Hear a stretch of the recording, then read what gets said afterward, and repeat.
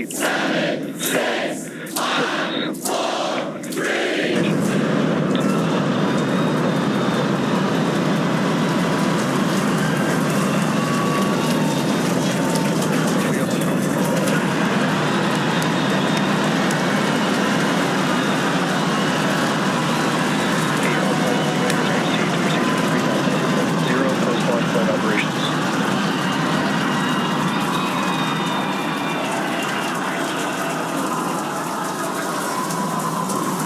Booster after chamber pressure is nominal.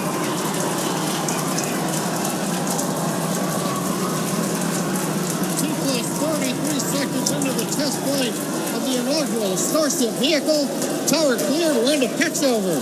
Propulsion reports first stage engines nominal. What a sight from the ground cameras at Starbase. We're flying at twice the thrust of the Saturn V heading to space.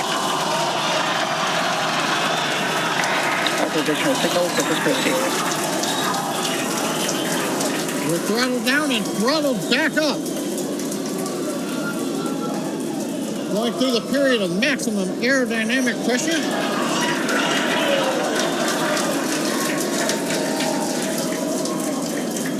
As the velocity increases, the density of the atmosphere is decreasing. Max Q. Lessening stress on the vehicle. The call out, max Q now.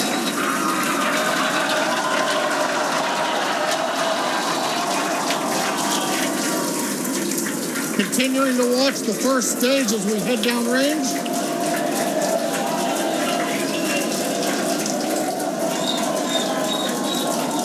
"100 seconds into flight. Our next major activity is going to be shutdown of the first stage. Houston tracking station now acquiring the vehicle. With shutdown, we will get separation of Starship and Super Heavy and ignition of the Starship engines. When Starship separates, we light up 6 engines in a staggered sequence. If all goes well, those 6 engines will burn for almost 6.5 minutes. Onboard view from Starship. And there's views of the Raptor engines on the second stage as we prepare for stage separation. Now, after stage separation, the first stage will flip and begin a boost back maneuver for landing in the Gulf.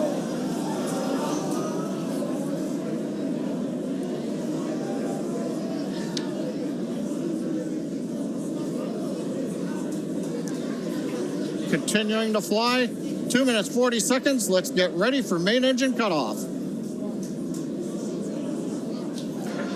Booster engine cutoff. Beginning to flip for stage separation.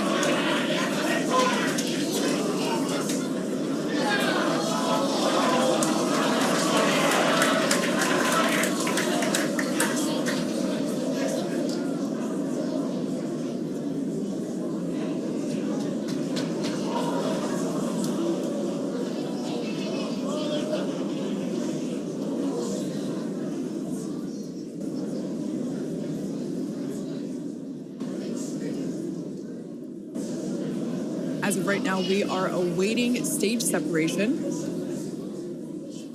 where Starship should separate from the Super Heavy booster. Yeah, Kate, right now it looks like we saw the start of the flip, but obviously we're seeing from the ground cameras the entire Starship stack continuing to rotate. We should have had separation by now. Obviously, this is does not appear to be a nominal situation. Yeah, it does appear to be spinning, but I do want to remind everyone that everything after clearing the tower was icing on the cake.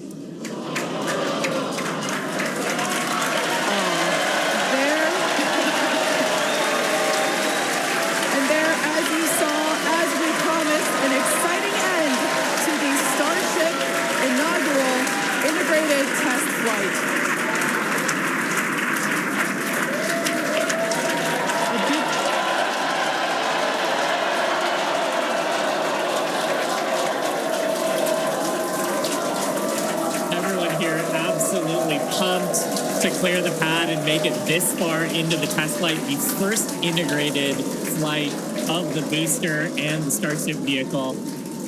Live view there of our control center at Starbase, which we refer to as Star Command. As we said before, obviously we wanted to make it all the way through, but to get this far, honestly, is amazing. Well, if you're just joining us, Starship just experienced what we call a rapid unscheduled disassembly, or a RUD, during ascent. But now this was a development test. This is the first test flight of Starship, and the goal was to gather the data, and as we said, clear the pad and get ready to go again. So you never know exactly what's going to happen, but as we promised, excitement is guaranteed. And Starship gave us a rather spectacular end, but was truly an incredible test thus far. As we mentioned at the start of today's program, any and all the data that we collected during the test is going to help us with further development of Starship, and it's going to improve the vehicle's reliability as SpaceX seeks to make life multiplanetary. It's really worth noting that the flight path was designed to be over water and all the air and sea space. Along with that flight path and those surrounding areas were cleared in advance of the test. And of course, we're going to be coordinating with local authorities for the recovery operations. But honestly, what an exciting morning. Oh my gosh. We had a successful liftoff from Starbase, Texas at 8:28 a.m. Central Time. We cleared the tower, which honestly was our only hope. We cleared the tower, and all the data that we collected all the way through all those Raptor, those 33, although I think we saw that 3 Raptor engines were out. But we got all that data, and we got so far as to hoping to see the Starship, the second stage, separate from the first stage, the Super Heavy booster. And unfortunately, we didn't make that happen, but that's okay. It was the first integrated launch, and honestly, today was amazing.